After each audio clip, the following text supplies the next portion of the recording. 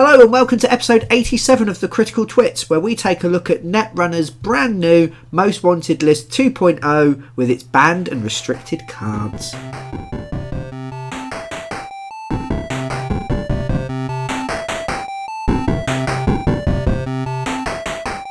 Hello and welcome back to the Critical Twits. I'm Brian Ennis. And I'm Aaron Ravinsky. And we're going to be talking about Netrunner again, Aaron! Oh. Why are we talking about Netrunner again? Oh, because there's more news. More news! More things have happened, yes. So a few weeks ago we talked about rotation. Yep. Which was brought forward. Yeah. In time for Worlds and other such sundry things. Yeah. Then Core 2.0, the brand new Core box set for brand new players. Mm-hmm. And to confuse old existing players like us, was released. What was mentioned. It wasn't released, but we've been told what's in it, etc. Yeah. And it's become the new thing that most people are playing to, and again will be in effect for Worlds. And then straight away after that, the new Most Wanted list came out.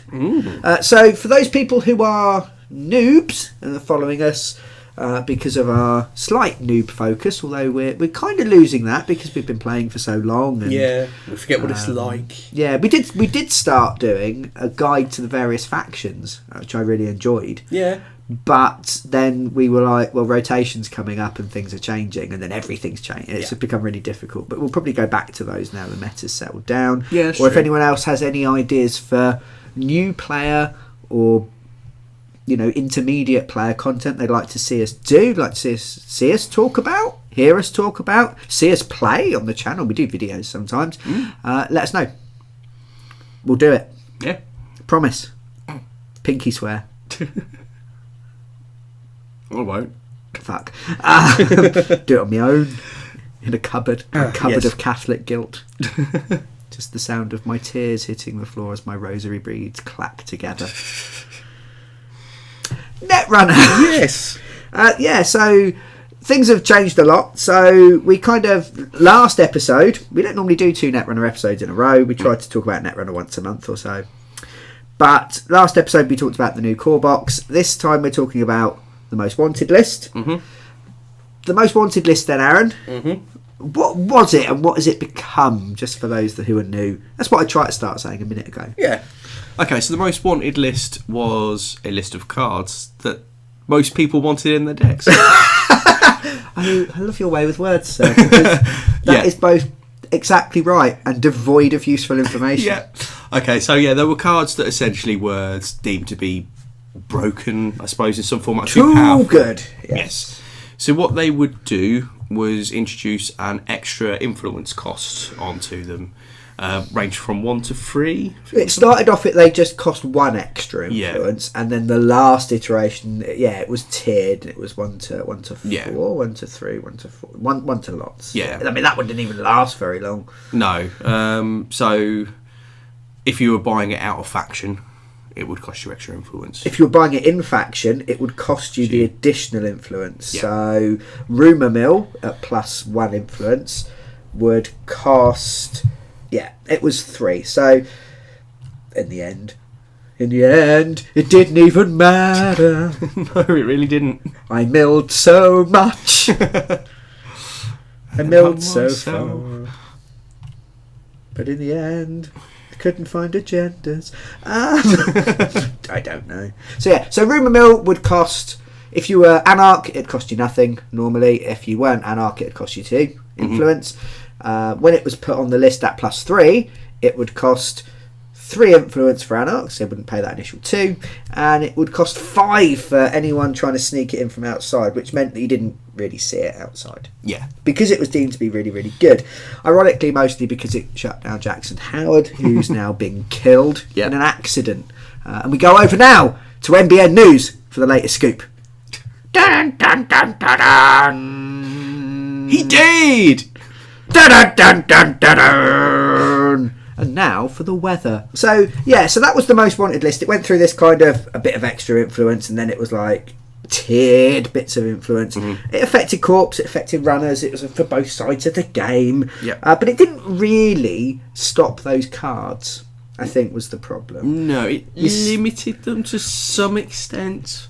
Yeah, but because the Netrunner card pool's so big, there's lots of ways of making sure you can find those cards now. Yeah. Generally.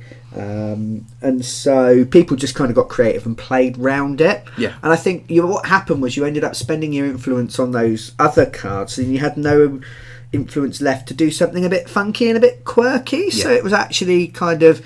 We talked last week about how the meta of Netrunner had stagnated. Yeah. I actually think it wasn't its intention, but inadvertently the Most Wanted list was maybe contributing to that. I suppose it emphasised the cards that you wanted to put in by giving them an extra fancy number.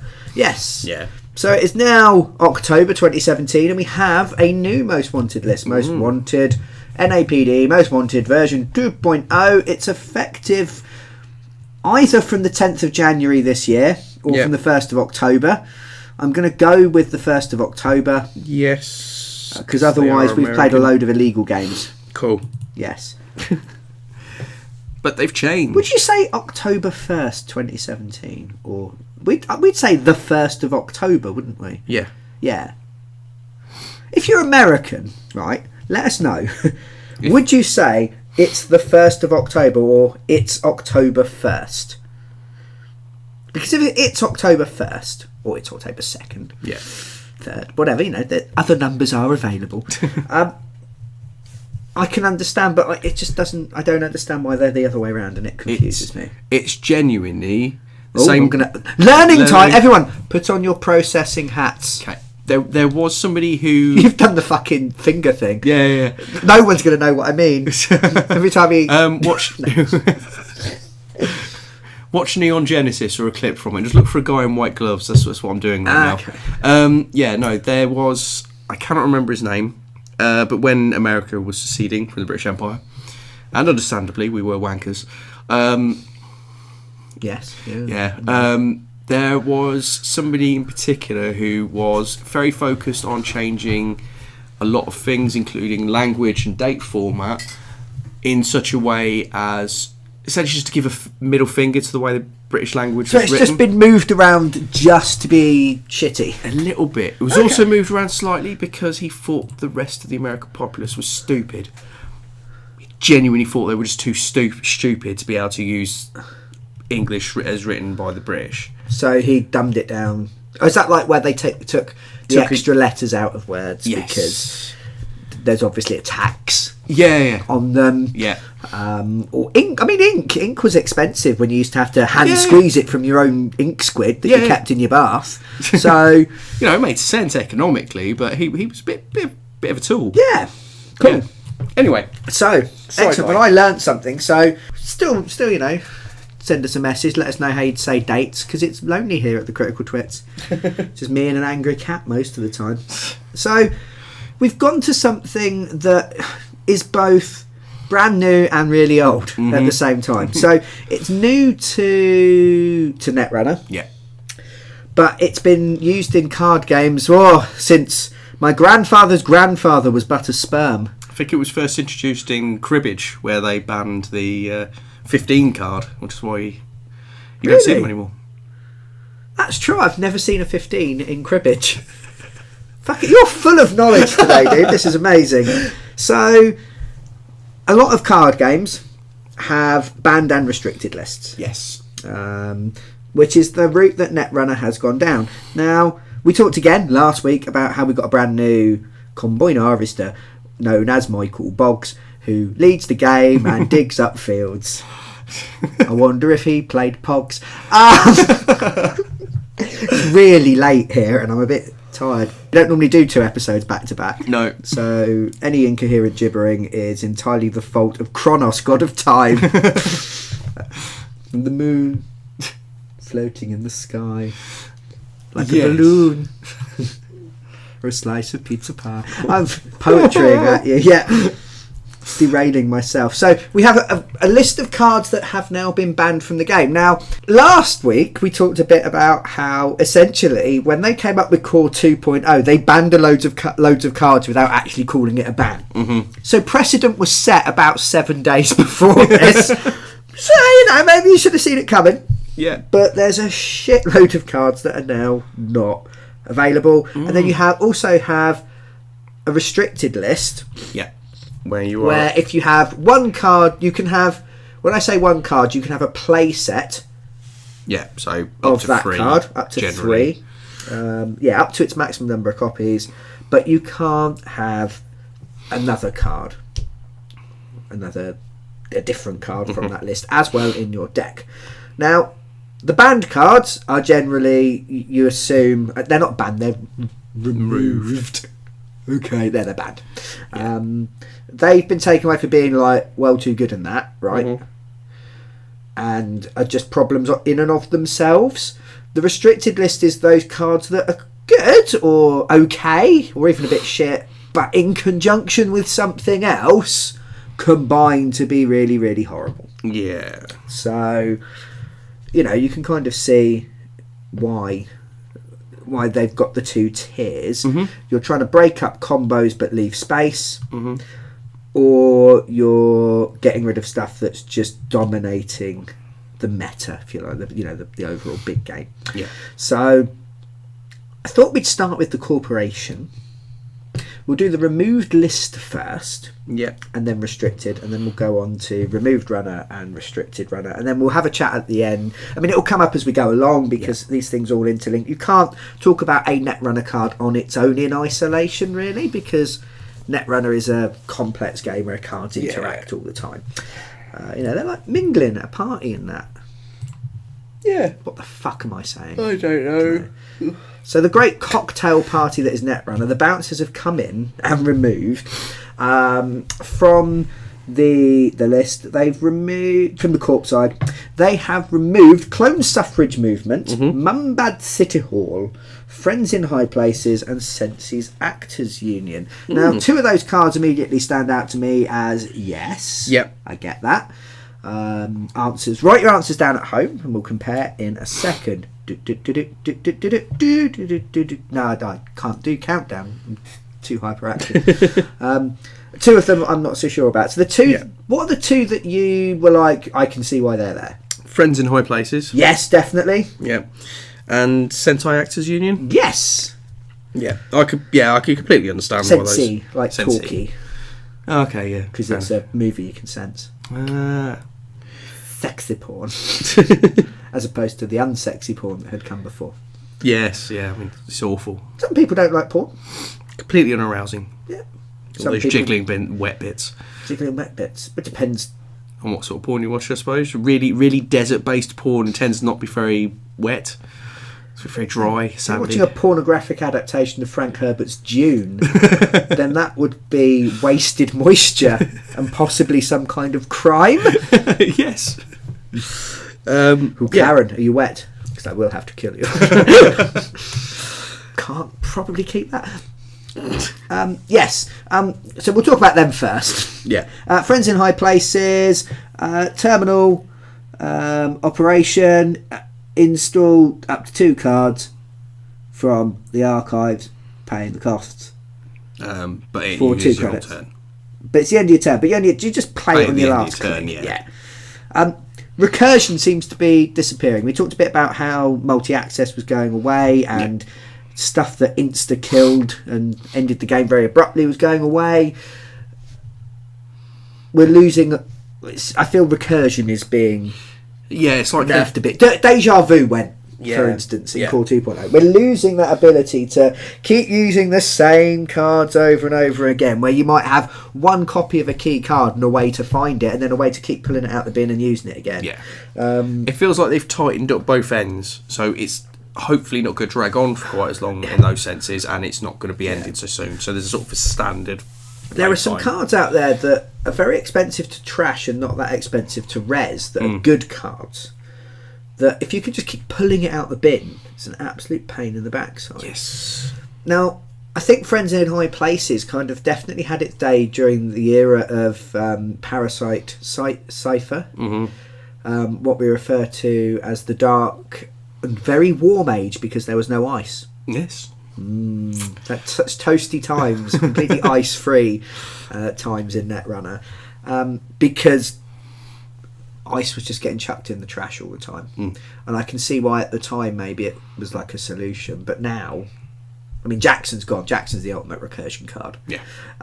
So, reducing down on that, it's just so good. I mean, it's one influence. Mm-hmm.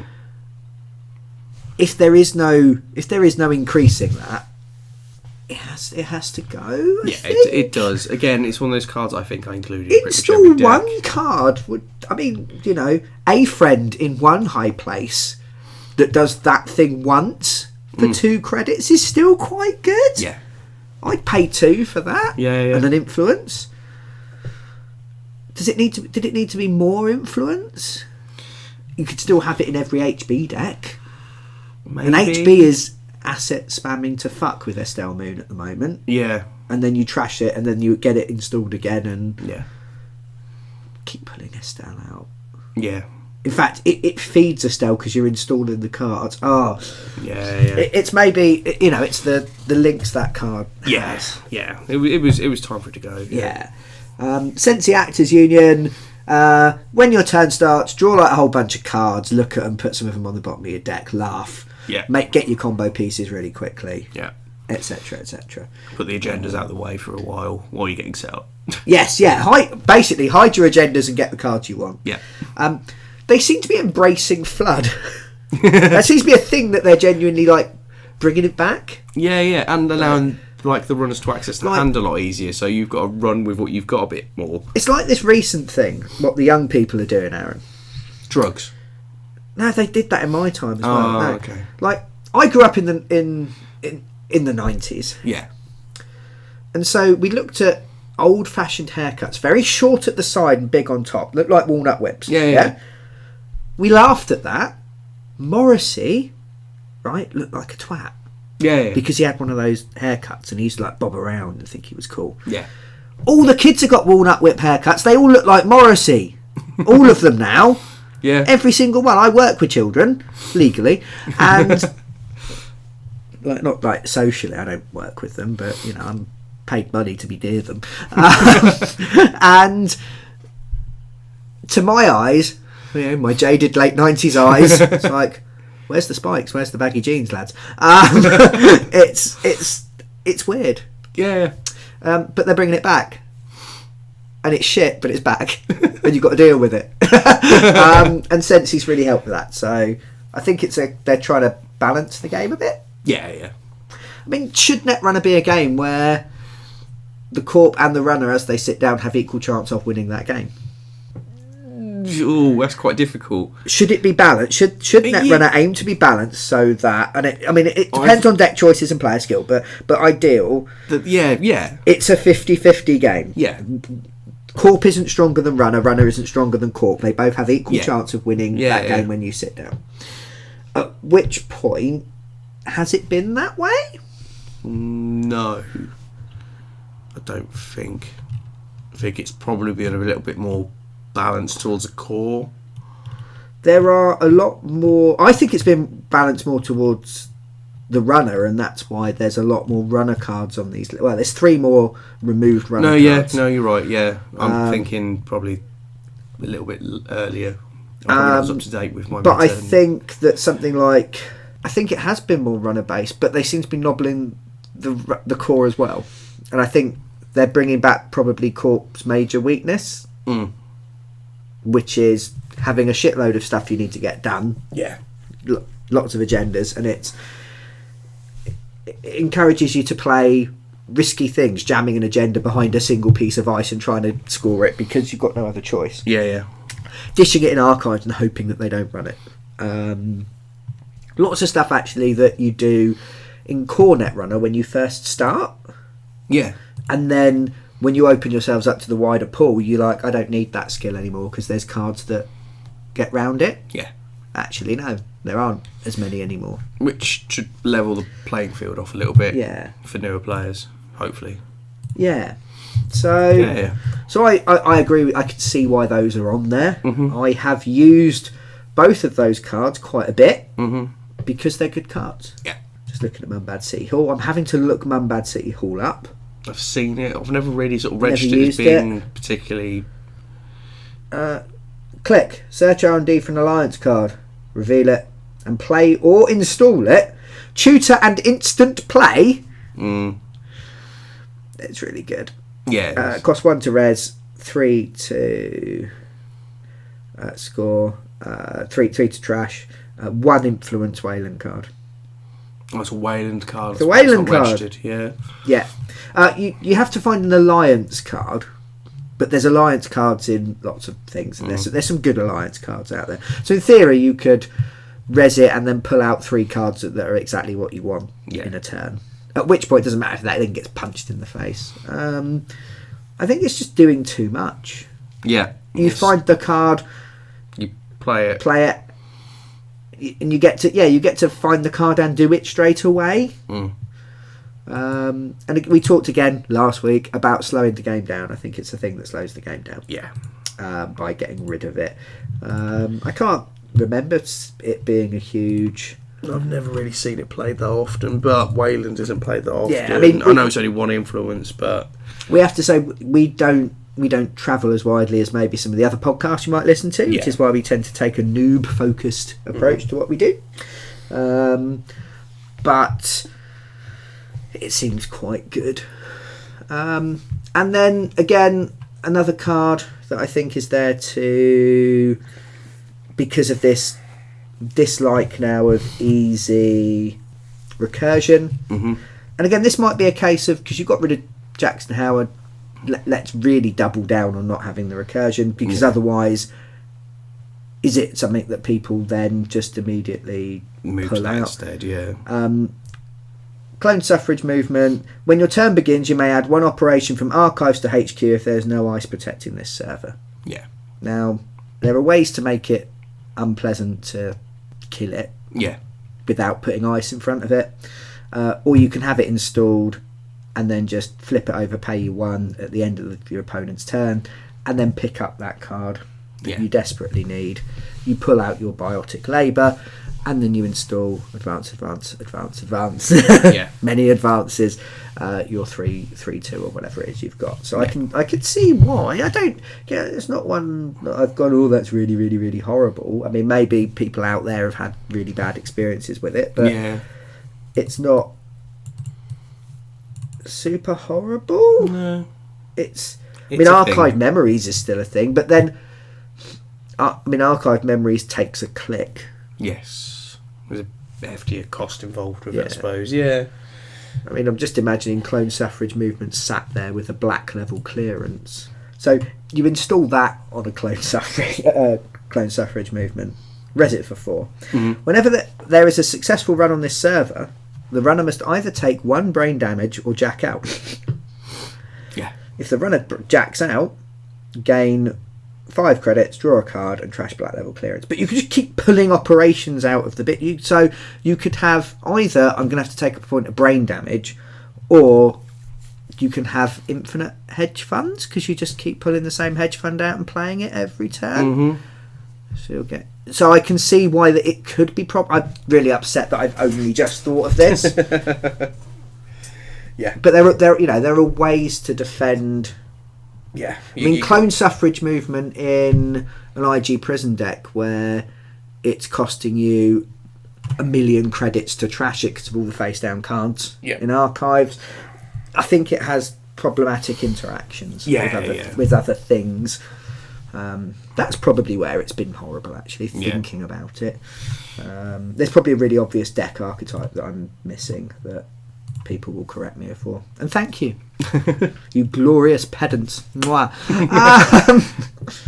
I didn't mean that to sound sarcastic. I don't know. I don't think it actually came across as sarcastic. Cool. Just using sarcastic words, but it's fine. Yeah, but I kind of meant genuine. It's fine. No, don't mind being correct when I'm wrong. Yeah. If I'm not wrong, or can't be persuaded that I'm wrong, then I get upset. So that's the removed list. Yeah.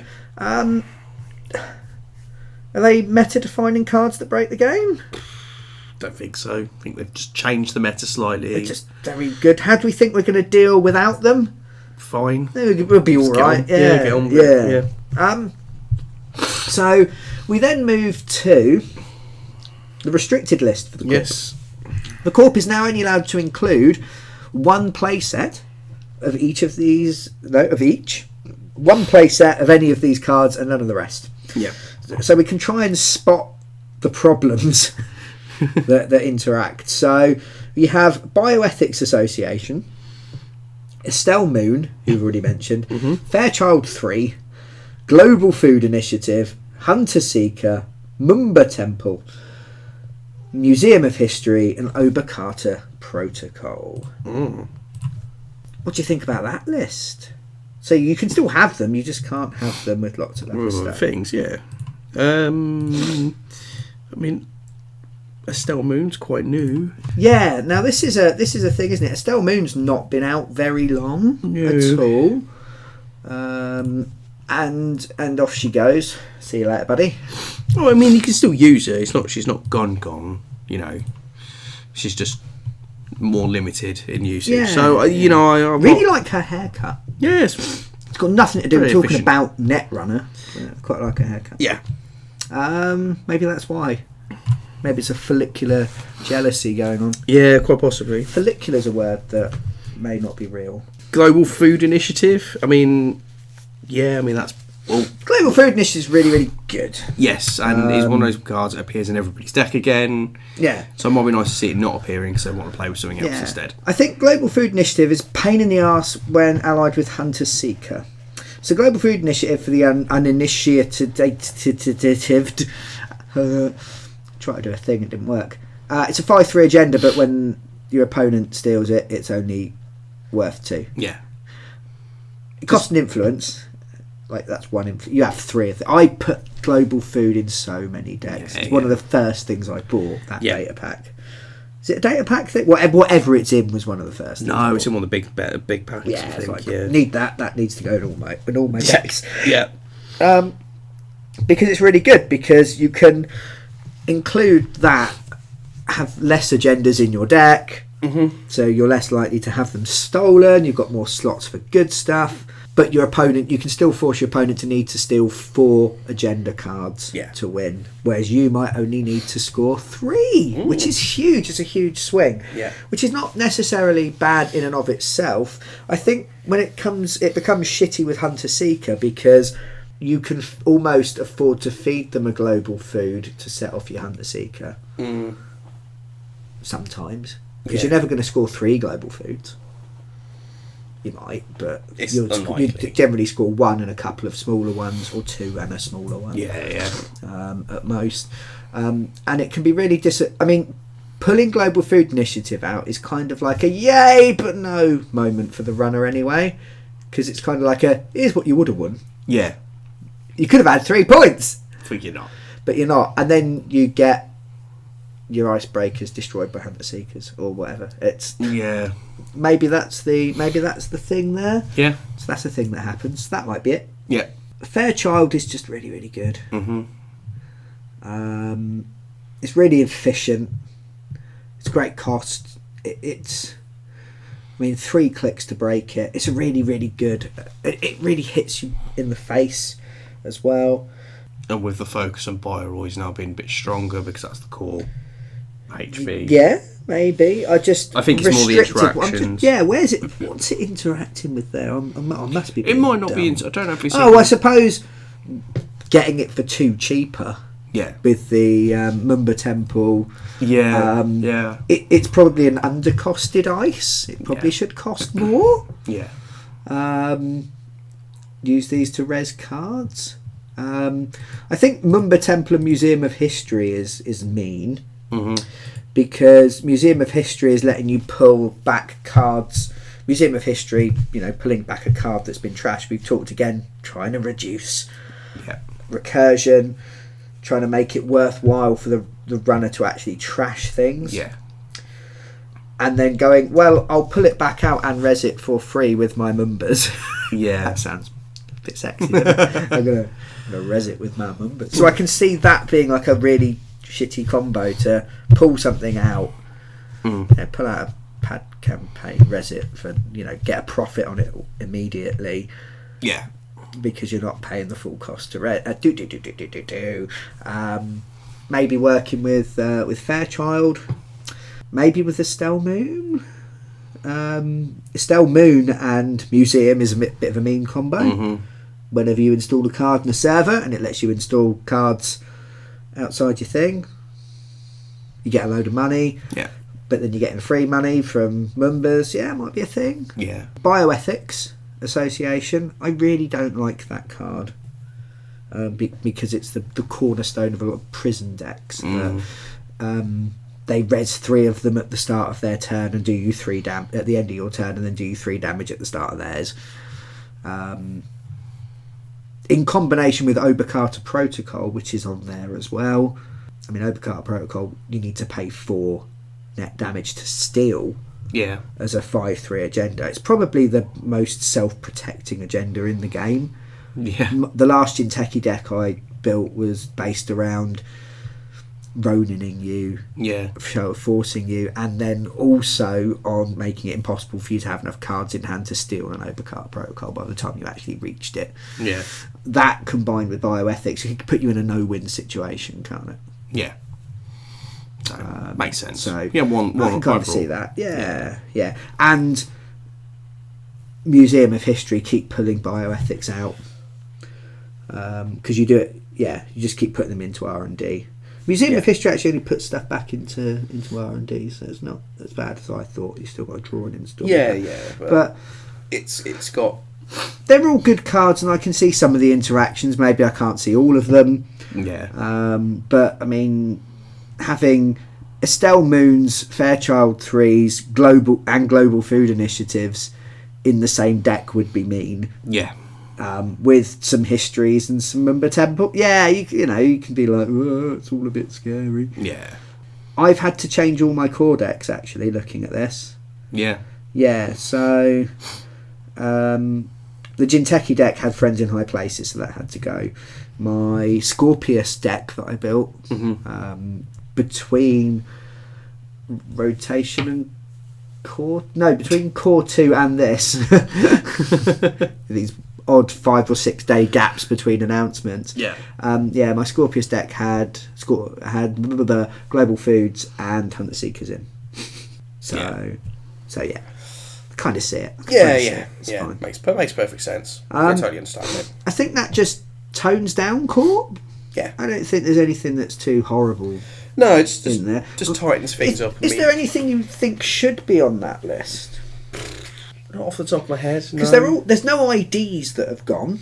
No, because you could, in theory, put an ID in removed. Restricted wouldn't do anything, but well, it would actually, because you can't play this ID with any of the other cards in it. Yeah, that's an interesting thought for the future, isn't it? Yeah, that could potentially work. So that could be a thing. So you can play this ID, but you can't.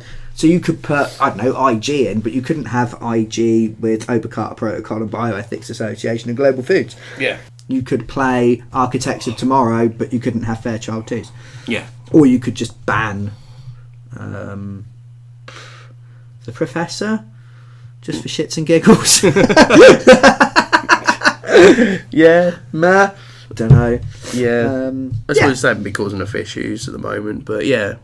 Yeah. But no, that's all seems fair. Yeah, it kind of tones stuff down. I think asset spam is still a thing.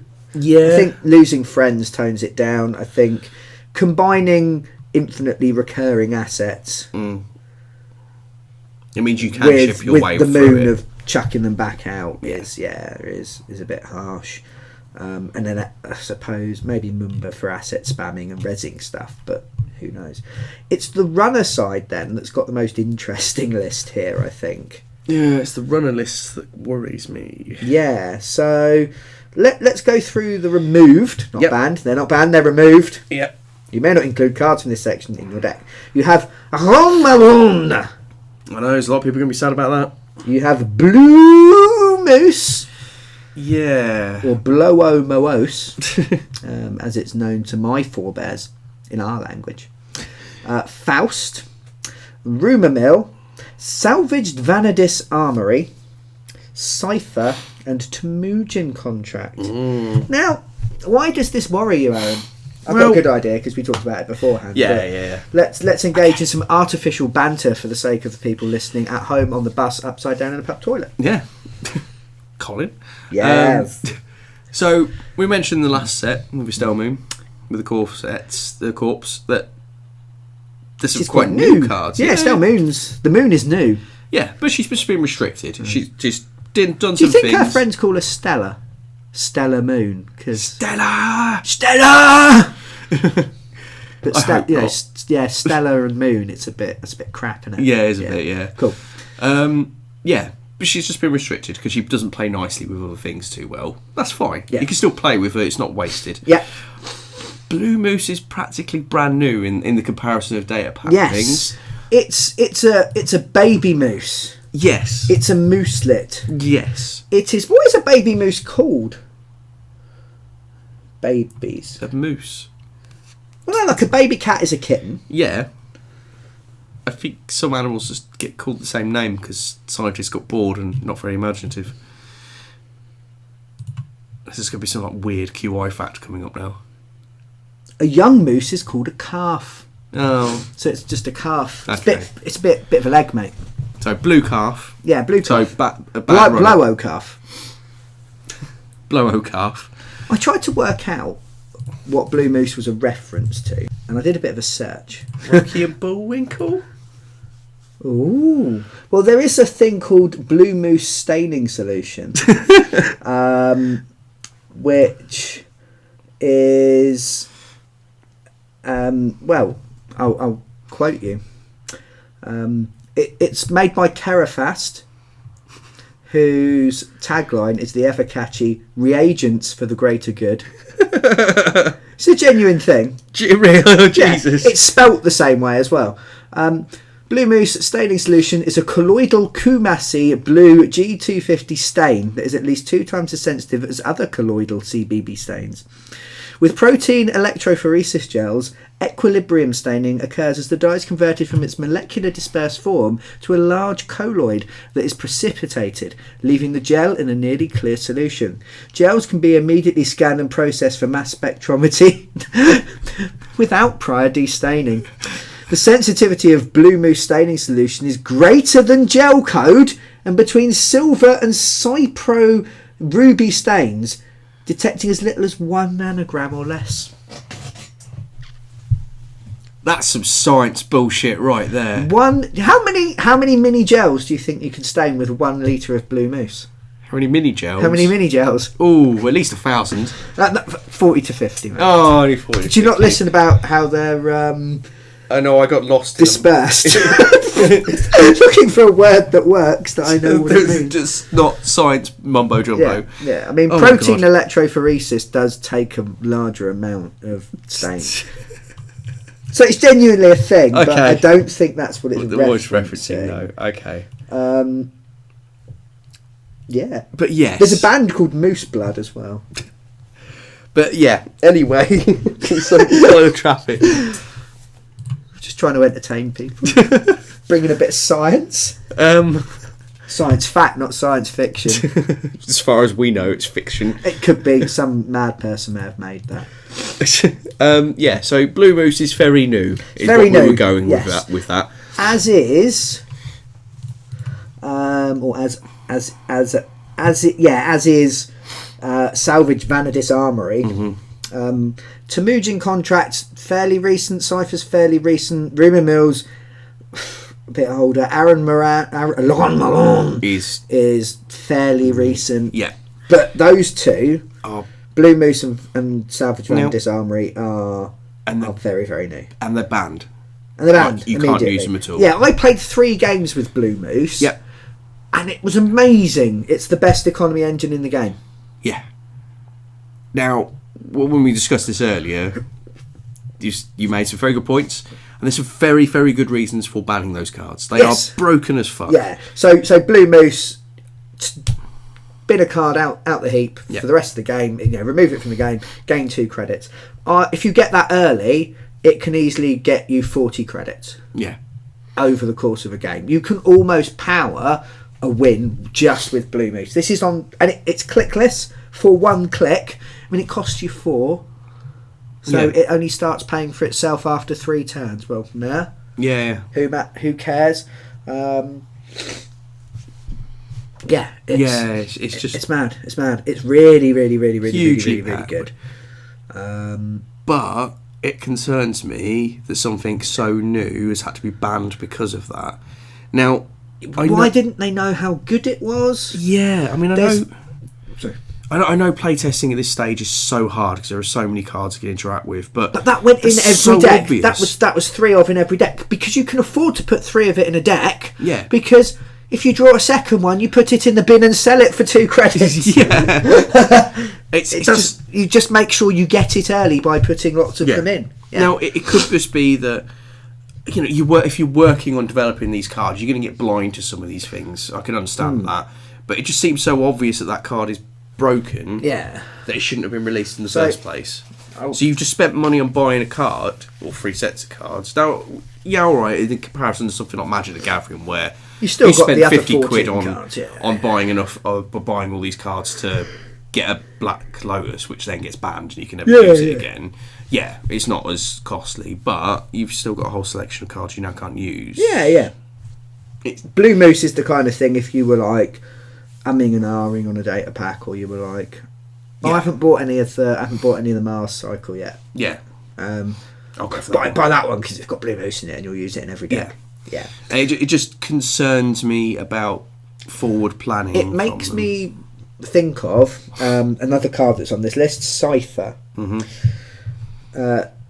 Damon Stone, previous lead designer, said at one point in an interview that there was one card in the cycle that Cypher came out in that people went above his head and changed and made better to make it, must buy, we want to buy this, we want to get this card, we want to use it. They kind of sexed the card up and he didn't like it. And I think it was Cypher. Right.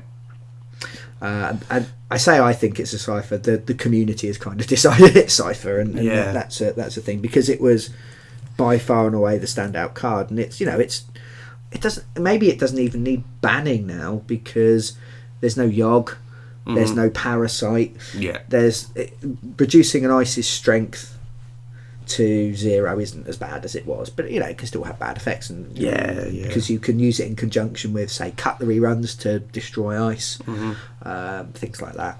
So you can use it with AIs that are at 0, and things like that. So okay, I can kind of see why it's on there. It makes me think that Blue Moose may have been another card that someone sexed up. Maybe it was 1 credit and they decided to make it 2. And double it. We're not selling enough of Mars Cycle, this one will make everybody buy it. That seems really cynical, but it might happen. It might just be before. It might have just been an oversight. It might be a thing. These mistakes happen, and as you put it quite well the other day, at least they're owning up to it and going, no, this has happened, this needs to go away. I think trying to scuff around like a cat in a litter tray, trying to cover up your dirty mistakes, is sometimes not as good as getting the shovel out and just getting the shit out of there. Sometimes I think it's probably better, and that's what I think Salvage Vanadis Armory, which on first reading I was like, this card is a giant pile of arse. If you take damage, then you can trash some of the corpse cards equal to the amount of damage that you took. It's like, okay, you're not going to take a lot of damage. It's something that costs nothing to install. We can have 1 out at a time. We trash it for free. Corp trashes the top X cards of R&D. X is the amount of damage you have suffered this turn. Use this ability immediately after having taken damage. And then someone came up with a deck that punched itself repeatedly in the face after drawing its entire deck via bookmarks and similar and things like that. There's a whole thing. You can go out and find the deck if you look for it. It's called Take the Corpse deck and throw it into the trash. Fair enough. Does what it says in tin. And made people want to never play Netrunner again.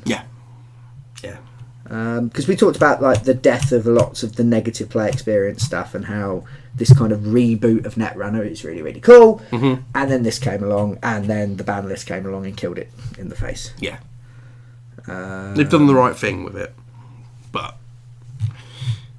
maybe think more. Is that the one? I think actually I think the other one may be even worse. Just trying to find it. I think the thing was like 108 108 damage. 108 milled cards, sorry. That's double some decks. Yeah. Oh yeah, double. The average Netrunner deck is 49 cards for a Yeah. corp, so it was ridiculous, and it could do it consistently in like 7 or 8 turns. Fuck that. Yeah. It's ridiculous. Definitely fuck that. So yeah, that's a thing that happened. So that just needed to die. I think that was something they hadn't considered, that people just managed to break. But there's some, like Temujin contract. It's really, really good. Is it so good it needs to go away forever? No. I suppose it maybe made gameplay bland. Maybe that was the decision behind it. You stick it on something that is probably never going to go away or whatever, and then just run that for a turn, gets loads of money, and then cool, they're done. Yeah. It slows the game down. I quite liked it as a thing that was kind of maybe fighting a bit against asset spam, because when you asset spam, you've got lots of unprotected things. Yeah. So if you played very tight, you could ice archives, ice your scoring server, and be like, well, your Temujin contracts are going to cost you to get. Yeah. I have seen something Joe does, because we talked about Joe before, he's a very good player. He will, and I copied him, so I do this as well, but I saw him do it first. I'm sure lots of other people do it, but just as an example. He will go, right, I'm going to win by getting loads of cards out of R&D, using things, so I'll just put it on R&D, because at least I get kind of a rebate on what I'm paying to get into R&D. Yeah. Yeah. So, whereas my brain was always like, put it on the undefended thing or put it on archives. It's like, nah, just put it where you want to go if they do ice up. But it's a lot. I suppose it's a lot of money. Yeah. And it combos with other things. I mean, Temujin contract. You could, in theory, could you Temujin contract a? Could you install a bank job and then dirty laundry a Temujin contracted server? I can't think of a reason why not, but it is late. You're accessing the server. You don't access. It's instead of accessing. It's when you get Temujin money when you are successful. Or does it? I thought it's instead of accessing. Whenever you make a successful run, though, Temujin still works when you're successful. Okay, yeah. Bank job is instead of accessing, gain 8 credits, and then dirty laundry is when the run ends. Yeah. So you'd spend three credits, you'd gain back 4, 8, 12, 13. Yeah, you could do all sorts of. I mean, that could be. Maybe not Temujin contract's fault on its own. No, possibly not, but maybe that's a thing, isn't it? Yeah. Okay. Don't know, but it kind of makes sense. Yes. Yeah. Yeah. So that's the thing. Cool. Yeah. Cypher, as I said, I'm not sure it's actually as good as all that now. But it doesn't really have a combo with anything, but it's still quite good. Faust has been on the most wanted list since the beginning. Yeah. Rumour Mill has been a most wanted list sort of staple. I think Rumour Mill's just that little bit too good. Yeah. And I think Faust is abusable. Mm-hmm. Bookmarking and things like that. Yeah.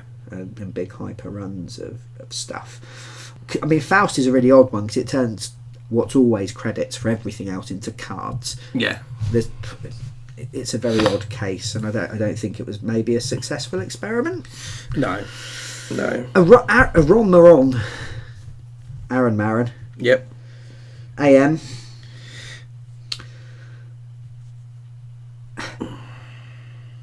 I'm glad to see the back of him, simply because one of my favourite things to do is to murder the runner. Mm-hmm. I really like Argus, and when you steal an agenda against Argus, you take a tag or some damage. Yeah. With Aaron Maron, you take the tag and then immediately clear it for a counter and have a spare counter. Yeah. He does too much. He remove a tag and draw a card for 1 counter, and you get 2 for every agenda. We'll talk about steal. Jackson Howard, where he does two things. He lets you draw and he lets you hide agendas. Yeah. I think you're losing stuff that does two things at once. Yeah.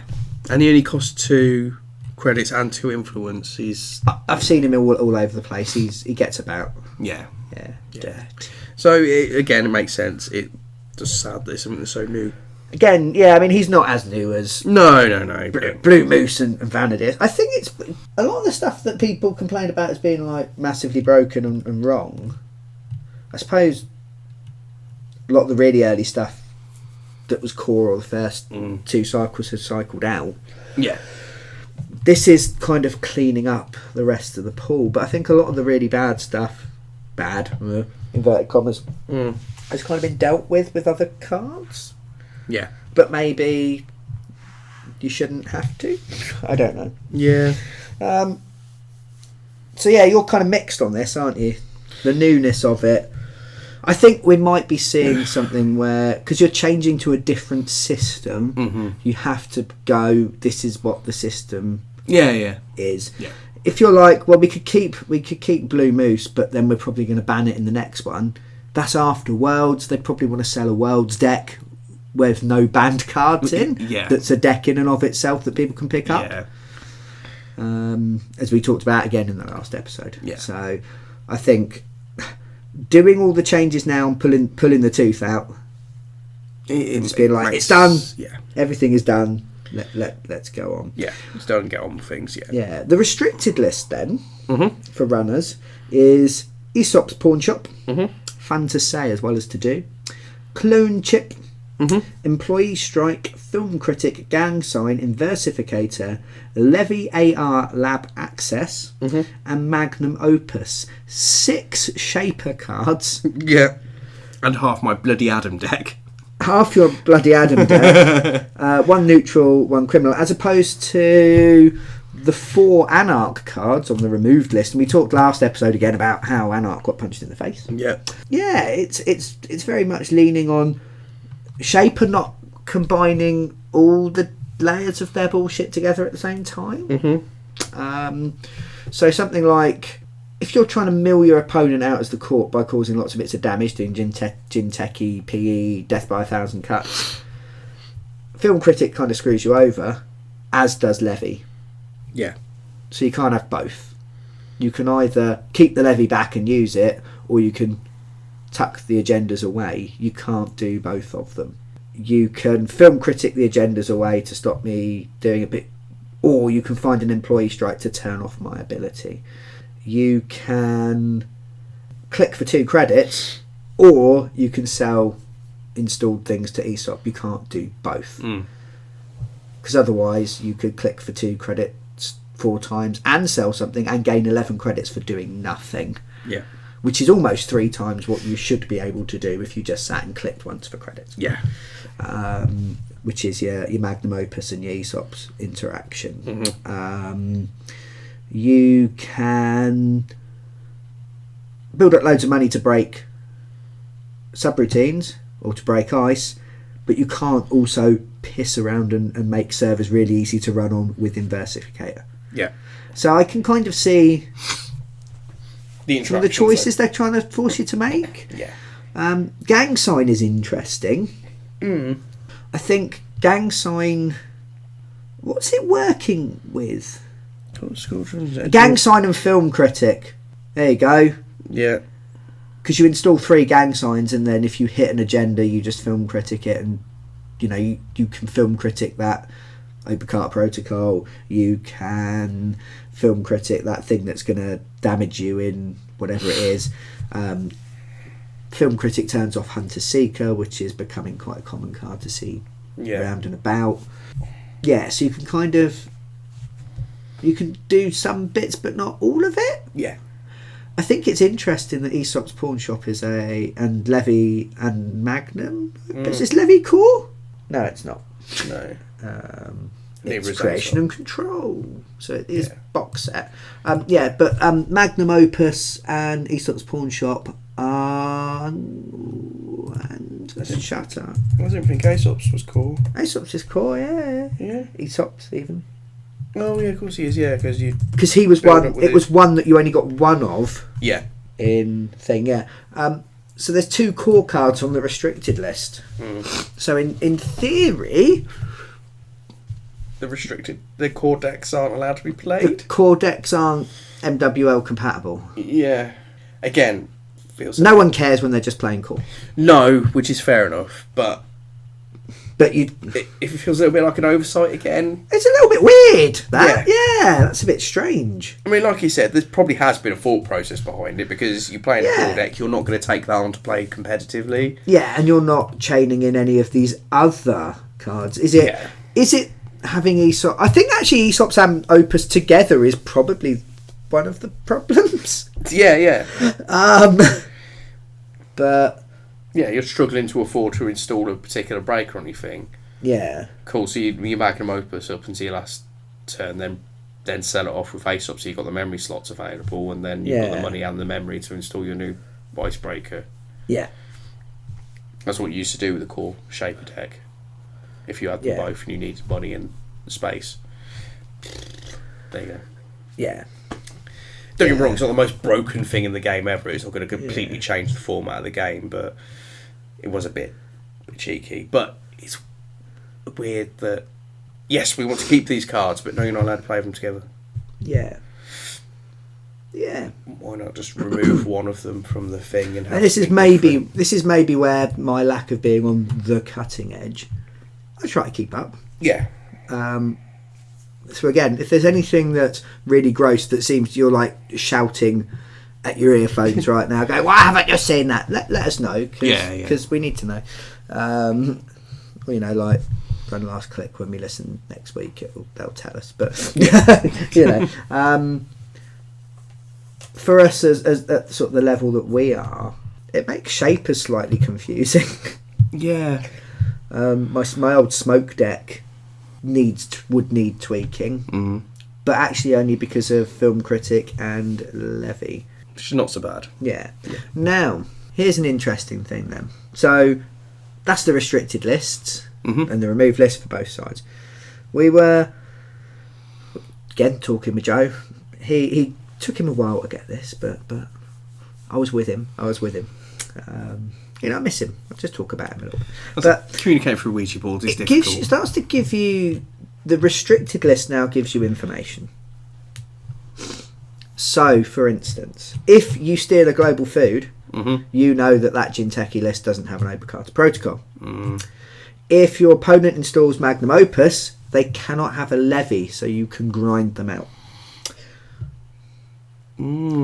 If your opponent... film critics an agenda away from you, you know that they're not going to employee strike you and your ID will work for the rest of the game.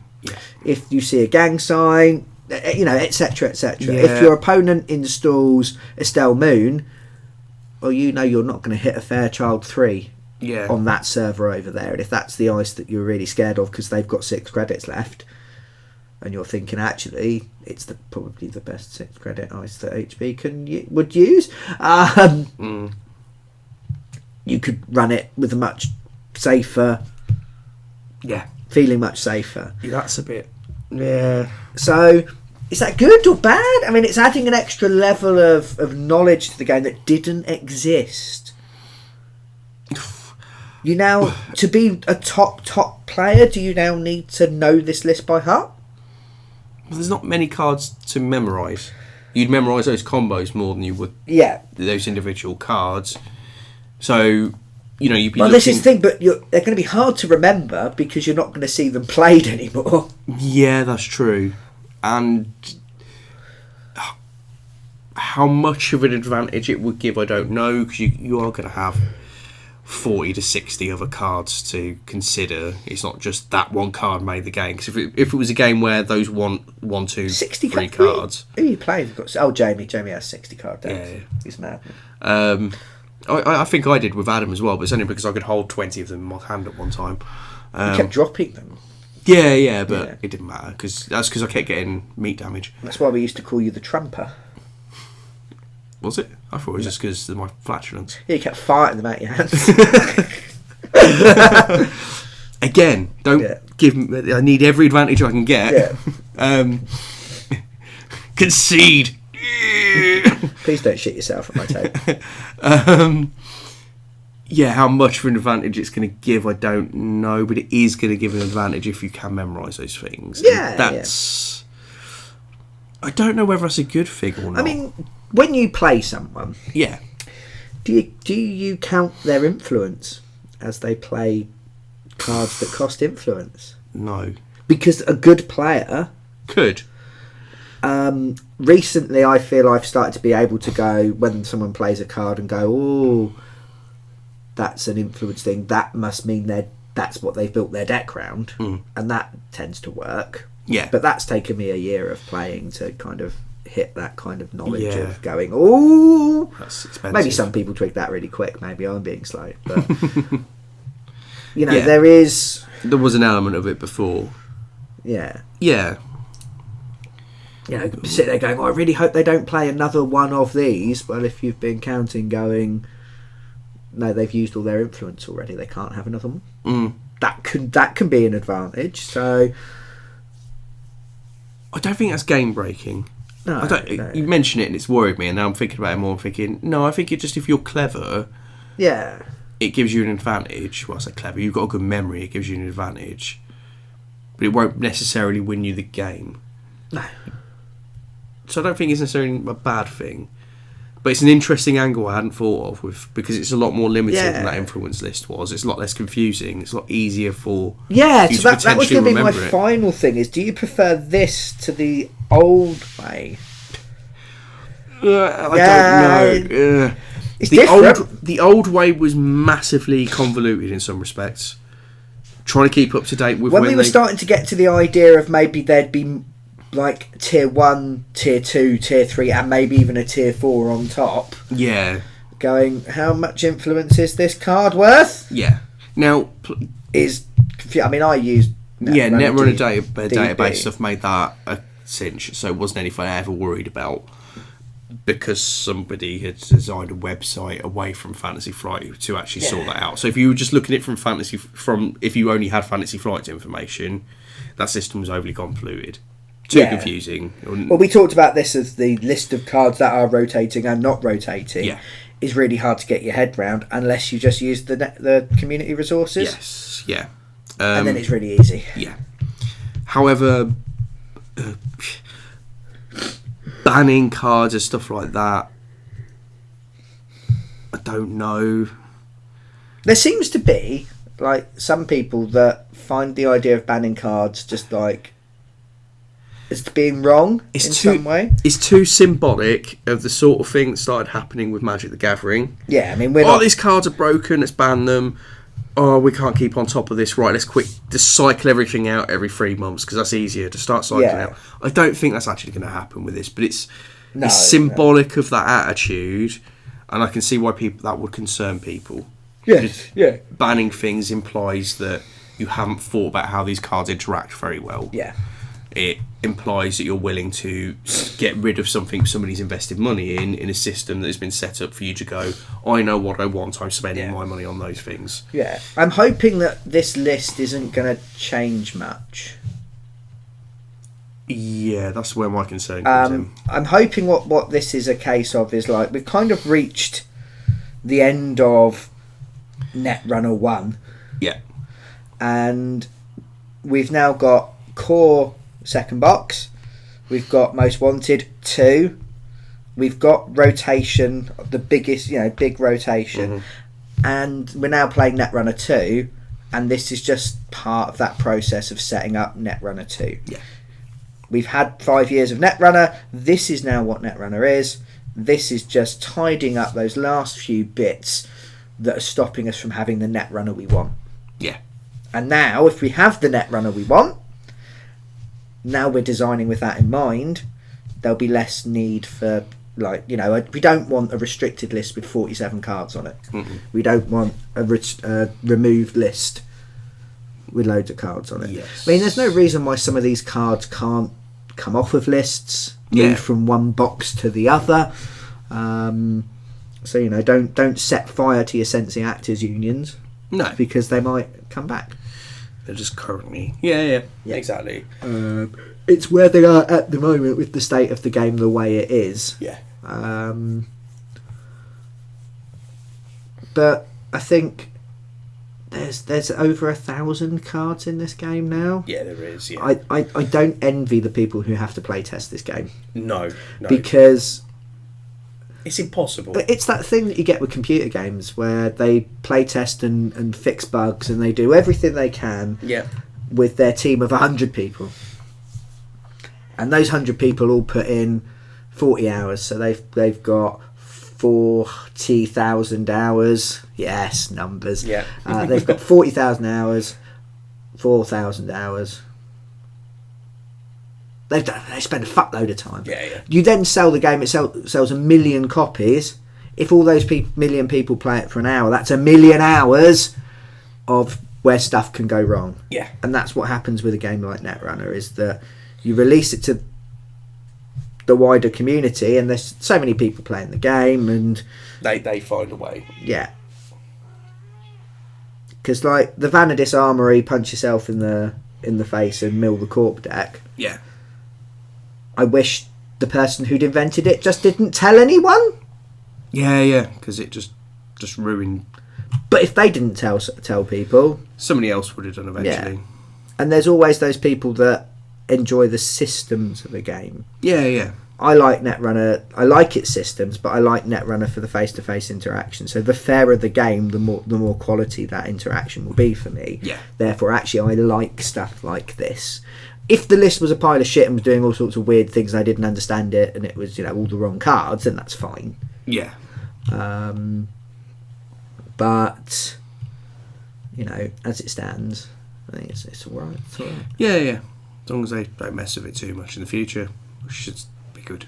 Yeah. Yes. Cool. Excellent. So please let us know what you think. If you disagree, tell us, please, and we'll have a chat. Yeah. Civilised conversation. You might be able to change our minds. Yeah. We might be able to change yours. Ooh. So, for me, I'm quite happy with this. I keep saying it. I'm going to say it one last time. I wish they'd kind of found a way of getting the 3 big bits of news out in a better way. Yeah. Especially without the long period of silence that they had before that kind of caused people to sort of panic. I mean, you were seeing lots of Netrunner is dead. Yeah. I saw lots of people saying, what the fuck is going on with the game? It's a mess. Why are they banning cards that have just come out when they not know what they're doing? The game can't be in safe hands. This new designer must be mad. It's kind of... Now it's done. Yeah. Let it breathe. And I'm actually feeling really positive about playing Netrunner again. Yeah. I'm seeing more variety in the decks I'm encountering. I'm feeling there's more space to kind of explore, because you don't just go, oh, what if I get agenda flooded? I'll just take Jackson. Cool. Boom. Yeah. In fact, you just take Jackson and don't even think about agenda flood in the old days, did you? You just took him because that's what you did. Yep. And it just became second nature. Yeah. Taking away some of the easy solutions and making Netrunner a trickier game, I think could be a good thing. Yeah, definitely. I still think that there's some nasty stuff out there. Oh yeah. And people always find something that bends the rules to the point of snapping, but I don't know, it feels like I feel now that I could build a deck in any faction that I'd like to play, apart from the mini factions. I don't like the mini faction runners. I don't think they're any good. I don't. Nah. I really want to like them. Yeah, same. I mean, I've been playing Adam, and I can't honestly say he's that great. I think Adam got punched in the fun. face, as we talked about in the rotation podcast. Yeah. That losing E3 Feedback just makes it difficult. Not I impossible. think you have to take away the. Is it always be running? Yeah. It means can't. no. Yeah, and which is sad because it just means one of those directives is gone, and that's one of the key features. Yeah. But that's what we should have named this podcast. Key features. Always be running. Yeah. There you go. We finally named it. It's the critical Twits now. Never mind. Yeah. Closing arguments. Netrunner good. Other games bad. Other games good. Play anything else? Good. Yeah, we'll just kind of meander off for a couple of minutes. No, not really. No, we've not really played much games. No, I mean I've played some video games I've enjoyed recently, but yeah, we'll probably talk about that at some point. It'd be good. Yeah. Yeah. So if you want to hear us talk about other things that aren't Netrunner, you can subscribe. Otherwise, in about a month's time, we'll talk about Netrunner. We'll probably talk about Charity Gift. Yeah, because that's coming up soon. We went last year, had a great time. We just need to procure ourselves some auctioned IDs. Yeah. That's probably what's next. Yeah. And then our friendly local gaming store has a tournament. We'll probably talk about that. We'll keep playing games and saying what we think. See if our predictions about diverse metas and such like will come true or not. And that could be interesting. But otherwise, we're going to talk about tabletop board games. We're going to talk about video games. We're going to talk about tabletop role-playing games. We're going to unbox all of the many, many things that I bought on Kickstarter in the last year that are due to arrive anytime soon. So, you can see our smiling faces as we open up toys. That's always good. And I'll probably sit alone in my spare room playing some indie games and talking to myself, hoping that someone's listening. So there's loads of stuff coming up. So if you like it, leave a like. If you want to see some more stuff, please subscribe, because it really does make my day anytime I see that our subscriber numbers have gone up, because they are small enough for us to notice. Yeah. Sometimes it tells us that you subscribed and we know who you are. Then we come round your house, and while you're sleeping, we break into your computer and we go into your photos and we replace every third member of your family with a picture of Aaron smiling, but not a happy smile, not a sad smile, but a knowing smile. And then we leave, pausing only to lick your doorknobs on the way out, so that when you try to leave, bits of us leave with you. Until next time, goodbye. I mean, I'm subscribing from our own channel.